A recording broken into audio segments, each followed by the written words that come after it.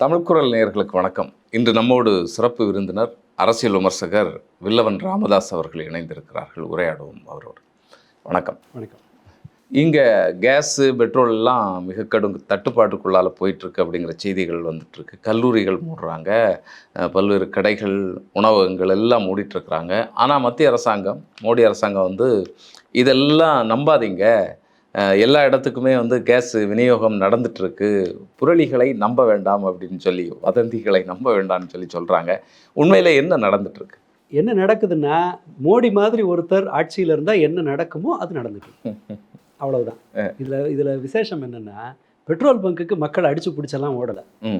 மோடி வாய வச்சார். என்ன சொன்னார்னா, எல்லாம் யாரும் வதந்திகளை நம்பாதீங்க, கொரோனாவை ஹேண்டில் பண்ண மாதிரி இதை நம்ம ஹேண்டில் பண்ணுவோம்னு ஒரு வார்த்தை சொன்னார். முடிஞ்சு. அப்போனா மோடி எதுவும் பண்ண மாட்டாரு, நீ குண்டான நொப்பிரு, ட்ரம் எடுத்துட்டு போய் பெட்ரோலை நொப்பிரு, இவர் ஒன்றும் பண்ண மாட்டாரு, உன்னை கையை விட்டுட்டு குண்டான தட்டுறான்னு சொல்லிட்டு விட்டுருவாருன்னு இவர் அதை வாய வச்சாரு. கதை முடிஞ்சது. அதை விடவும் இவர்கள் இந்த மாதிரி ஒரு வதந்திகளை நம்பாதீர்கள் அப்படின்னு சொன்னார். வதந்திகளை நம்பாதீங்கன்னா உண்மை என்னன்னு யார் சொல்லணும்? அதான் அரசாங்கம் சொல்லணும். மோடி ஒன்றும் பிரச்சனை இல்லை அப்படின்ட்டாரு, வதந்திகளை நம்பாதீர்கள்னு சொல்லிட்டாரு. அப்போ மோடி பிரச்சனை இல்லைன்னா ஏதோ பிரச்சனை இருக்குன்னு அர்த்தம். அவர் தான் போய் சொல்லுவார். லட்சக்கணக்கான பொய்களை சொன்னவர் உலகத்தில் அவர் தான். அப்போ மோடி சொல்றதான் பொய்ன்னு, மோடி சொல்றதான் வதந்தின்னு அவனும் நம்பல, ஓட்டாங்க எல்லாரும். எல்பிஜி சிலிண்டர் இது இவர்களுடைய மட்டமான வெளியுறவுத்துறை நடவடிக்கைகளும் நிர்வாக திறமையின்மையும் தான் இதுக்கு காரணம். ரொம்ப அடிப்படையான இதில் இருக்கிற ஒரு சாதாரண கிளரிக்கல் லெவலில் புரிகிற ஒரு விஷயம் சொன்னால், ஒரு முறை அனுபவப்பட்டால், எல்பிஜி நீங்கள் பெருமளவு இருப்பு வைக்க முடியாது. அது ஒரு ஒரு எடுக்கிற ஒரு பெட்ரோலியம் பை ப்ராடக்ட் ஒன்று, பெட்ரோலியம் ப்ராடக்ட் ஒன்றை திரவ வடிவத்தில் மாற்றி அதை நீங்கள் கொண்டு வரணும். அதுக்கு அந்த அந்த உரிய டெம்பரேச்சர், அதை தாக்கு பிடிக்கிற அளவுக்கான சுலபமாக, ஏன்னா லிக்விட்லேருந்து டக்குன்னு அது வாயு நிலைக்கு மாறிடுங்கிறதுனால அதுக்கான கண்டெய்னர்கள்லாம் ரொம்ப ஸ்பெஷலாக இருக்கணும். டூ மச் ஆஃப் இது நம்ம நிறைய அதை வைக்க முடியாது, எக்ஸ்ட்ரா ஸ்டாக் வைக்க முடியாது. அதை நகர்த்தி கொண்டு வர்றதும், அதற்கான கலன்களில் வச்சு அதை கொண்டு வர்றதும் நீங்கள் பார்த்தீங்கன்னாலே தெரியும். எல்பிஜி டேங்கர் இன்னும் சொபிஸ்டிகேட்டடாக இருக்கும், இன்னும் பாதுகாப்பானதாக இருக்கும் பெட்ரோல் டேங்கரை விட. அவ்வளோ சுலபத்தில் அது இன்னொரு இடத்துக்கு கொண்டு போக முடியாது. இருப்பு வைப்பதுமே ரொம்ப கவனமாக வச்சுக்க வேண்டிய ஒன்று. இல்லை அப்படின்னா இந்த தட்டுப்பாடு இயல்பாக உருவானதா இந்த யுத்தம் காரணமாக? இந்த இதனுடைய பின்புலத்தை புரிஞ்சுக்கிட்டோன்னா புரியும். இவ்வளவு கடினமான ஒன்று நம்ம அதனால் 10-12 நாளைக்கு மேலே ஸ்டாக் வைக்க முடியாது. இந்த தகவல் அரசாங்கத்துக்கு தெரியும். இந்தியாவினுடைய உற்பத்தி 40 விழுக்காட்டிற்கும் குறைவு, தேவையில் 40% குறைவாக தான் நாம் உற்பத்தி பண்ணுறோம். நம்ம என்ன தான் பிடிச்சி அதை திருகினாலும் கூட, காதை திருகி நீங்கள் ப்ரொடக்ஷன் எடுத்தாலும் கூட ஒரு அளவுக்கு மேலே செய்ய முடியாது. அந்த மாதிரி உற்பத்தியும் நாம் அதிகரிக்க முடியாது. தேவை எங்கே இருக்குது? இது ஒரு இண்டஸ்ட்ரிக்கான தேவை இருக்குதுன்னு வச்சுக்கோங்களேன். வழக்கமாக என்ன செய்யும், டீசலை பார்த்தீங்கன்னா பெருமளவு வாகனங்கள் அவங்களுக்கு போகும், சாதாரண மக்களுக்கு வர்றது குறைவாக இருக்கும் டீசல் தேவை. பெட்ரோல் அப்படி தான். ஆனால் எல்பிஜியோட சூழ்நிலை அப்படியே தலைகீழ. 87 விழுக்காடு எல்பிஜி வீடுகளுக்கு போகுது. 33 கோடி எல்பிஜி இணைப்பு, 33 கோடி குடும்பங்களுக்கு நாம் சிலிண்டர் சப்ளை பண்ணுறோம் இந்திய அரசாங்கம். அப்போ நீங்கள் தொழிற்சாலைகளுக்கான அல்லது வர்த்தக பயன்பாட்டிற்கான சப்ளையை 0 பண்ணிங்கனாலும் அந்த 13 விழுக்காடு உற்பத்தி 40 விழுக்காடு, இந்த 13 விழுக்காடு நீங்கள் மொத்தமாக இல்லைன்னாலும் கூட இன்னும் ஒரு 47 விழுக்காடு உங்களுக்கு ஷார்ட்டேஜ் இருக்கும். பாதிக்கு பாதி, அதாவது கணக்கில் அடிப்படையில் பார்த்தா பாதி வீடுகளுக்கு உங்களால் ஃபில் பண்ண முடியும். அப்படின்னா அது இந்தியாவிலேருந்து.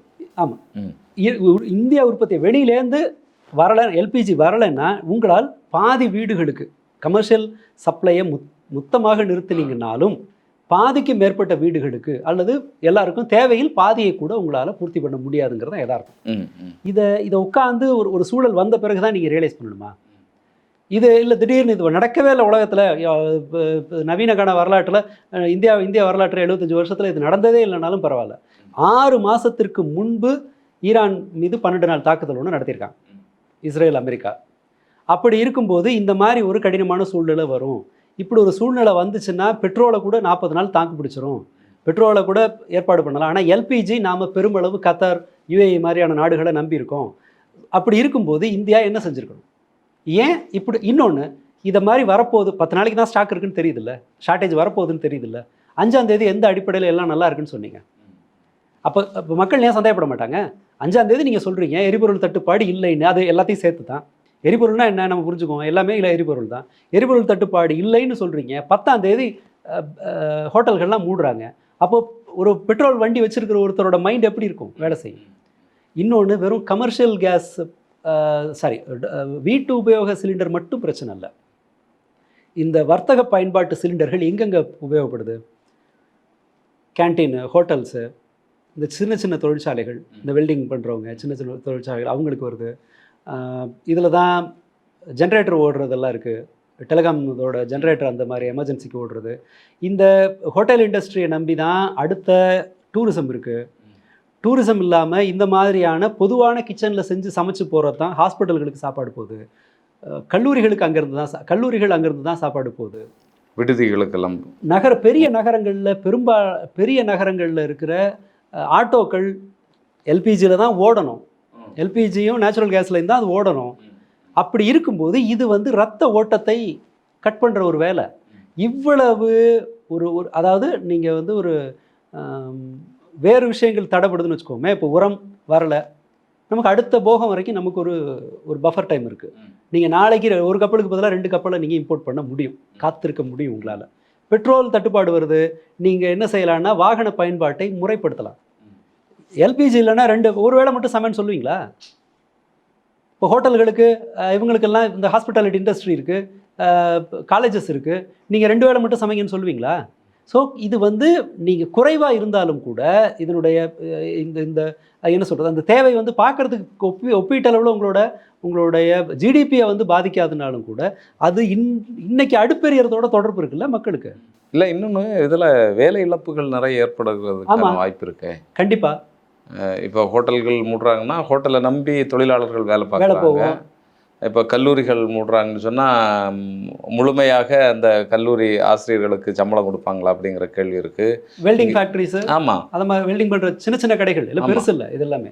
ஏன்னா இது பாதிப்பு உங்களுக்கு. நீங்கள் அதானிக்கு ஒரு பிரச்சனை வருதுங்கும்போது அடித்து பிடிச்சிட்டு ஓடி அந்த பிரச்சனையை தீர்க்குறீங்கல்ல. இது இங்கே சாகிறது சாதாரண மக்கள் தானே. சரி, ஒன்று நேற்று சொல்கிறாரு ஹர்தீப் பூரி, என்ன சொன்னார்? எங்களோட முன்னுரிமை என்பது சாதாரண மக்களுக்கு, அண்டர் ப்ரிவிலேஜ்டு மக்களுக்கு சிலிண்டர் இருப்பை உறுதி செய்வது தான் அப்படின்னு பேசி 1 மணி நேரத்தில் பெட்ரோலியம் மினிஸ்ட்ரியிலேருந்து ஒரு செக்ரட்டரி லெவல், ஜாயின்ட் செக்ரட்டரின்னு நினைக்கிறேன், அந்த ஒரு லேடி வந்து அவங்க என்ன சொல்கிறாங்கன்னா, கிராமப்புறங்களுக்கு 45 நாளைக்கு ஒரு முறை தான் கேஸ் புக் பண்ணுறோம். கேஸ் புக்கிங் விண்டோவே 45 நாள் கழிச்சு தான் ஓப்பன் ஆகும். இப்போ புக் பண்ணிங்கன்னா 45 நாளைக்கு பிறகு தான் இப்போ தரமாட்டோம் அப்படிங்கிறத இப்படி சொல்கிறாங்க. 45 நாள் கழிச்சு அப்படின்னா எல்லாம் முடிச்சதானதுக்கு பிறகு 45 நாளில் எங்கே நீங்கள் இதை எப்படி புரிஞ்சுக்கிறது? அண்டர் ப்ரிவிலேஜ்டுன்னு சொன்னால் ப்ரையாரிட்டி கிராமத்துக்கு தானே இருக்கணும். நகர்ப்புறங்களில் உங்களுக்கு மின் சப்ளை ஒப்பீட்டளவில் அதிகமாக இருக்கும். உங்களுக்கு வேறு வர்த்தக நிறுவனங்கள்லேருந்து ஏதோ ஒன்று நீங்கள் வாங்கிக்கலாம், கடையில் ஆர்டர் பண்ணி வாங்கிக்கலாம். மின் சப்ளை இருக்குன்னா நீங்கள் ஒரு பத்ரி சாஸ்திரத்தை சொல்கிற மாதிரி இண்டக்ஷன் ஸ்டவ் வாங்கி வச்சு ஏதோ ஒன்று பண்ணலாம். கிராமப்புறங்களில் தானே அதோட தேவை. இந்த ஆல்டர்னேட் வாய்ப்பு இல்லாத இடம் கிராமப்புறம் தானே. அது எப்படி கிராமப்புறத்துக்கு 45 என்ன காரணத்தின் அடிப்படையில் சொல்கிறீங்க? அல்லது உங்களோட பேச்சுக்கும் உங்கள் செக்ரட்டரி லெவலில் பேசுறதுக்கும் இதுவே இல்லையே. உண்மையை நம்புங்கள்னு சொன்னால் மோடி வந்து என்ன சொல்கிறாரு? வதந்தியை நம்பாதீங்க, உண்மையை நம்பாதீங்க, இந்தியா தான் ஃபஸ்ட்டு. இந்தியா தான் ஃபஸ்ட்டுங்கிறவங்க ஏன் இஸ்ரேலில் போய் கட்டி பிடிச்ச? வளைகுடா நாடுகளை சண்டை இழுக்கிறதுங்கிறது இந்திய வரலாற்றில் நடந்ததே கிடையாது. அவங்க கூட வம்புக்கு போகவே மாட்டாங்க. ஏன்னா தெரியும், நம்முடைய தேவையில் பாதிக்கு மேலே அங்கேருந்து தான் வரணும்னு தெரியும். நம்முடைய பெருமளவு இந்தியர்கள் அங்கே வேலைக்கு போகிறாங்கன்னு தெரியும். அப்போது இந்தியா தான் ஃபஸ்ட்டுன்னா அந்த அந்த அந்த கூறு அங்கே அப்போ இருந்துருக்கணும்ல. நிச்சயமா. 15ஆம் தேதி கூப்பிட்டானோடனே 10 நாளில் அடிச்சு பிடிச்சிட்டு ஓடி போய் கட்டி பிடிச்சி போஸ்ட் கொடுத்துட்டு வந்துட்டு, நாங்கள் இங்கேருந்து உங்களுக்கு ஆயாமல் அனுப்பிச்சோம் ஸ்கூலுக்கு, உங்கள் டீச்சர்லாம் எங்கள் நாட்டிலேருந்து வந்தவங்க, உங்களால் தான் எங்கள் சண்டை பாகிஸ்தானோட சண்டை போட்டாருன்னு கொஞ்சிட்டு வந்து இப்போ இந்தியா தான் ஃபஸ்ட்டுன்னா எவன் நம்புவான்? எங்களுடைய தந்தையர்கள் நாடு. இன்னும் எவ்வளவு கீழறங்கி அவர் பேசுகிறாருன்னா, ஈரானினுடைய தலைவர் கொல்லப்படுறார், ஒரு கண்டனம் கிடையாது. 5 நாள் கழிச்சு அந்த ஹோர்முஸ் நீரிணையை மூடுறேன்னு சொல்லுது, ஈரான் சொல்லுது. அப்போ தான் போய் இழவு விசாரிக்கிறாங்க தூதரகத்தில் போய். அதுவும் போய் மினிஸ்டர் போகிறாருன்னு நினைக்கிறேன். மினிஸ்டரா எதுவும் செயலாளர் லெவலில் போனாங்களான்னு தெரில. அப்போ தான் விசாரிக்குது இந்தியா. இடம் விசாரிக்கவே போகிறாங்க. சாவு விசாரிக்கணும்னா கூட இந்த சேட்டு மனோபாவம் இருக்கும் தெரியுமா? இளவே விழுந்தாலும் அவங்க வியாபாரத்தில் சமரசம் பண்ணிக்க மாட்டாங்க. அந்த அந்த வியாபாரம் மாதிரியே பண்ணுவாங்க. அந்த டிப்பிக்கல் அந்த மார்வாடி மனோநிலை அதில் தான் அவங்க பண்ணுறாங்க. அடுத்ததாக இப்போ பள்ளி குழந்தைகள் கொல்லப்படுறது அது ஒரு பெரிய பிரச்சனையாக இதில் உலகளாவிய அளவில் விவாதிக்கப்பட்டுருக்கு. அது குறித்து இந்தியா ஒரு வார்த்தை பேசலாம். அது அமெரிக்கா தான் தாக்குனது இல்லை, பொதுவாக கூட இது இந்த மாதிரியான சிவிலியன் டார்கெட்டை வைக்கிறது ரொம்ப ரொம்ப ஆபத்தானது. அந்த மாதிரி கூட ஒரு பொதுப்படையான விமர்சனம் கூட கிடையாது. எப்போ சொல்கிறாங்க தெரியுமா? இந்திய கப்பல்களுக்கு அனுமதி வாங்கிட்டோன்னு நேற்று அடிச்சு விட்டானுங்க. ஒரு கப்பல் ஏதோ கொடியை மாற்றி வச்சுட்டு ஒரு கப்பல் வெளியில் வந்துருச்சு. அதே சமயத்தில் இன்னொரு கப்பலை அட்டாக் பண்ணிட்டாங்க, இந்தியாவுக்கு வந்து ஒரு கப்பலை. அது கொடுத்து எரிஞ்சிட்டு இருக்கு. 3 பேர் இறந்துட்டதா ஒரு செய்தி, எவ்வளோ உறுதின்னு தெரியல. அந்த மாதிரி எரிஞ்சிட்டு இருக்கு. அதன் பிறகு இவங்க பந்தாவா என்ன சொல்லிட்டாங்கன்னா, நாங்கள் பர்மிஷன் வாங்கிட்டோம், இனிமேல் கப்பல்கள் வரலாம் அப்படின்ட்டாங்க. ஈரான் தரப்புல இருந்து ராய்டர்ஸ் என்ன செய்தி சொல்கிறாங்கன்னா, அப்படி நாங்கள் எந்த அனுமதி இந்திய கப்பல்களுக்கு தரலை அப்படின்னு சொன்ன பிறகு அதன் பிறகு ஜெய்சங்கர் பேசுகிறாரு.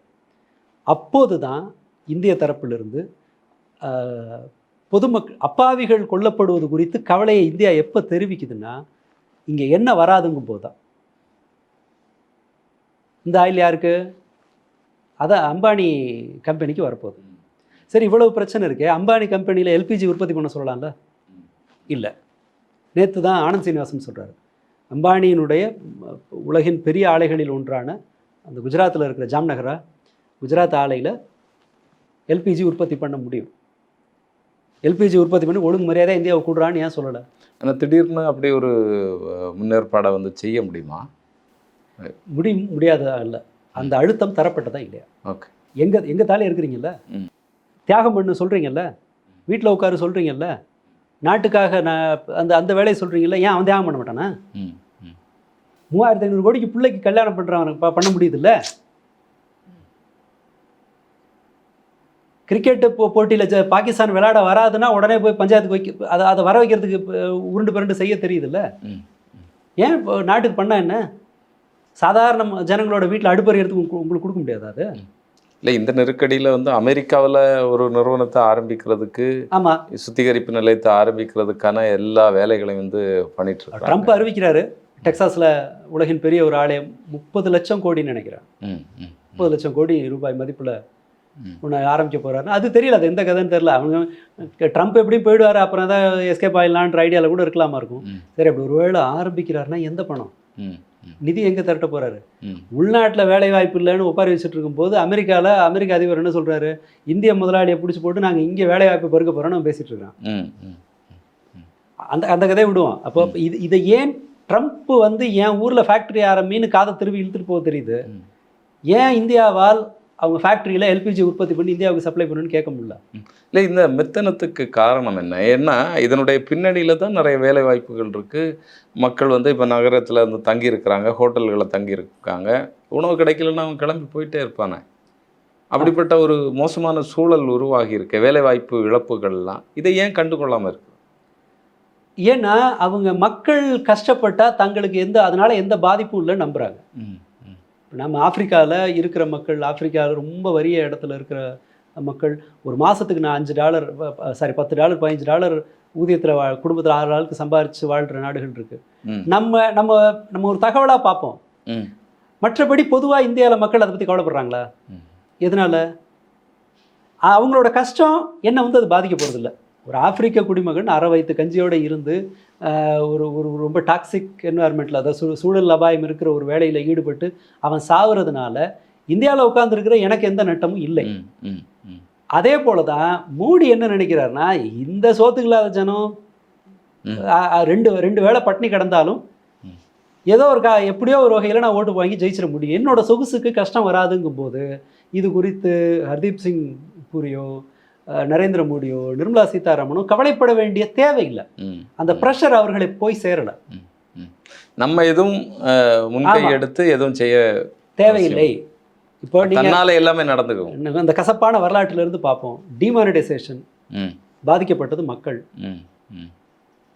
அந்த ரோடு டோல் நிறுவனங்களுக்கு இந்தியா காம்பன்சேஷன் கொடுத்தது. பொதுமக்களோட இழப்புக்கு ஏதாவது கொடுத்தாங்களா? கிடையாது. ஆனாலும் மக்கள் சகிச்சுக்கிட்டு அதை பார்த்தாங்க. அதன் பிறகு ஜிஎஸ்டி, பாதிக்கு மேற்பட்ட வர்த்தகர்கள் தங்களுடைய வருவாயில் தொழிலில் பெருமளவு இழந்தாங்க. அதிலிருந்து பல தொழில் நகரங்கள் மீளவே முடியலை இன்னைக்கு வரைக்கும். தமிழ்நாடு, குஜராத், எந்த இதை எடுத்துக்கிட்டீங்கனாலும் அது அவர்களுக்கு ஒரு தேர்தலையோ அல்லது அவர்களுடைய வெற்றியை பாதிச்சு தானே கிடையாது. ஒரு பெரிய போராட்டம், தொடர்ச்சியான போராட்டம் நடந்து தானே கிடையாது. கொரோனா மோசமான மேனேஜ்மெண்ட்டு, அது அது அது ஏதாவது பேக்ஃபயர் ஆச்சா அவங்களுக்கு கிடையாது. எதுவுமே அவங்கள வந்து பெருசாக பாதிச்சது இல்லைங்கும் போது அவங்க ஏன் கவலைப்பட போகிறாங்க? ரெண்டாவது, இந்த பார்ப்பனிய சிந்தனையின் வடிவமே என்னென்னா, நீ நிறைய கஷ்டப்பட்டால் தான் நான் நல்லா இருக்க முடியுங்கிறது தான் அவங்களோடது. ஜிஎஸ்டி வந்தது, சாதாரண வியாபாரங்கள் கணிசமாக பாதிக்கப்பட்டது. ஆனால் ஆடிட்டருங்களுக்கு வருமானம் அதிகமாச்சு. உங்களுக்கு புரியும்னு நினைக்கிறேன். ஸோ யார் வாழணும், யார் அழிஞ்சா யார் வாழ முடியும் அப்படின்னு ஒரு கணக்கு இருக்குது. இந்த அழிவில் அவர்களால் வாழ முடியுது, ஜாலியாக இருக்காங்க. அவர் உணரவே மாட்டார் அந்த நெருக்கடி. அவர் வீட்டு வாசலை தட்டும் வரை விவசாயிகள் போராட்டம் அவர் வாசல் வரை வந்தது. இந்த பிரச்சனை நம்மளை பிடிச்சி கீழே இழுத்து விட்டுருங்கிற ஒரு நிலைமை வந்துச்சு. அப்போ தான் அவர் ரியாக்ட் பண்ணார். ஸோ இந்த வெறுமனே ஒப்பாரி வச்சா அவர் அளவுக்கு வர மாட்டாங்க. எதிர்த்து கேட்டால் தான் அவங்க இறங்கி வருவாங்க. இதுதான் யதார்த்தம். அதைத்தான் ஈரான் பண்ணுறான். நீ இளவு விசாரிக்க வரமாட்டல, கடை மூணதுக்கப்புறம் இளவு விசாரிக்கிறார்ல. இல்லை, அதோடவும் இந்த கபடத்தனம் வந்து நீண்ட கால அடிப்படையில் இந்தியாவுக்கு இது ரொம்ப சின்ன பிரச்சனை தான். இந்த எல்பிஜி இந்த விலை ஏறி இருக்கு இல்லையா, $60 $90 போகுது. இந்த பேரல் விலை ஏற ஏற, கச்சா எண்ணெயினுடைய விலை ஏற ஏற ஈரான் இன்னும் அதிக அளவு வெற்றி பெறுதுன்னு அர்த்தம். ஏன்னா அந்த விலை ஏற ஏற அந்த நெருக்கடி அமெரிக்காவை போய் பிடிக்கும். அமெரிக்காவுக்கு அது ஒரு இன்னொரு சுமையாக மாறும். இன்னொன்று, அந்த கச்சா எண்ணெய் விலை உயர்வு அதிகரிக்க அதிகரிக்க இந்தியாவை போல ரொம்ப அதீத கடன் சுமையில் இருக்கிற, பெரும் எண்ணிக்கையில் மக்கள் வாழ்கிற, பெருமளவு அந்த எண்ணெய் டிபெண்டன்சி இருக்கிற ஒரு நாட்டிற்கு கச்சா எண்ணெய் விலை உயர்வுங்கிறது ஒரு கற்பனை பண்ண முடியாத ஒரு சுமை. அது அதற்கான விலையை இந்தியா எப்படி கொடுக்க போகுதுன்னு நமக்கு தெரியாது. இதை எப்படி திருப்பி கொண்டு வர போகிறாங்க, என்ன மாதிரி ஆக போகுதுன்னு தெரியாது. எல்பிஜி சப்ளை இப்போ என்ன பண்ணுறாங்கன்னா, வெவ்வேறு நாடுகள்லேருந்து வாங்குறாங்க. அது எப்போ வரப்போகுதுன்னு தெரியல. எப்படி பார்த்தாலும் இன்னும் 2 மாதம் ஆகும். இது ஒரு கடல் கடந்து வந்து சேரணும், வந்து சேர்ந்து அதை ரிஃபைன் பண்ணி திரும்ப அந்த நெட்வொர்க்கெல்லாம் சரி பண்ணி கொண்டு போகிறதுக்கு உங்களுக்கு 2 மாதத்துக்கு, இந்த நெருக்கடிக்கு 2 மாதம் கொஞ்சம் கொஞ்சமாக குறையிறதுக்கான வாய்ப்பு உண்டு. அதுவரை இழப்பவர்களுக்கு எழுதுன்னு தெரியாது. அதன் பிறகு ஏறப்போகிற விலைவாசி, அதுவும் சாதாரண இந்தியனோட தலையில் தான் விடிய போகுது. வளைகுடா நாடுகளில் இருக்கிற வேலைவாய்ப்பு, 1 கோடி பேருக்கு அங்கே வந்து சர்வீஸ் செக்டரும் சரி, அந்த ரிஃபைனரி இதுவும் சரி, இந்த 1-2 மாதம் இந்த இழப்பை ஈடுகட்டுவதற்கு அவங்க என்ன ஆக போகிறாங்க, எந்த மாதிரியான வேலை இழப்பு ஏற்பட போகுதுன்னு நமக்கு தெரியாது. விமான போக்குவரத்து துறைக்கு சுமை ஏறிக்கிட்டே இருக்குது. ஸோ அவங்க டிக்கெட்டை வந்து ஜாஸ்தி வைப்பாங்க இனிமேல். இந்த இழப்பை ஈடுகட்டணும். ஆல்ரெடி இந்திய விமானங்களுக்கு எரிபொருள் விலை உயர்வு ஒரு பிரச்சனை. பாகிஸ்தான் வான்பரப்பை தவிர்த்துட்டு பறக்கிறதுனால ஏற்படுகிற கூடுதல் செலவினங்கள் ஒரு பிரச்சனைன்னு சொல்லிட்டு இந்த சுமையும் இந்தியர்கள் தலையில் தான் விடிய போகுது. ஃபெர்டிலைசர்ஸ் வரல இன்னும், அப்போ சீனாவில் கேட்டிருக்காங்கன்னு நினைக்கிறேன் அதை வாங்குறதுக்கு. அது விலை உயரப்போகுது. இந்த பெட்ரோலியம் இது அதோட பை ப்ராடக்ட் தானே. பிளாஸ்டிக் பொருட்களோட விலை ஏறப்போகுது, ஆல்ரெடி விலை ஏறி இருக்கு.